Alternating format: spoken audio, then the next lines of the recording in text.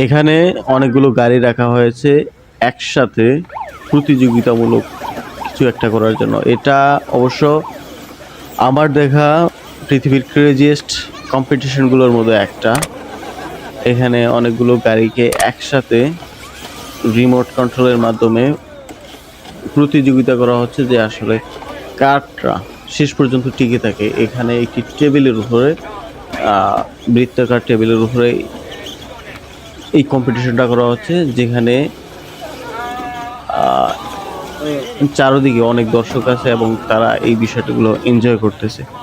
So ব্যাপারটা interesting. আমি যখন দেখছিলাম তখন আসলে ভাবছিলাম যে আসলে এই ধরনের কোনো কম্পিটিশন হয়। আর মাত্র 3টা গাড়ি আছে, তো দেখা যাক কোনটা জিতে, শেষ পর্যন্ত কোনটা টিকে থাকে। তো এখানে আর মাত্র 2টা গাড়ি আছে, দেখা যাক কি হয়। তো শেষ পর্যন্ত সম্ভবত লালটাই হেরে গেছে।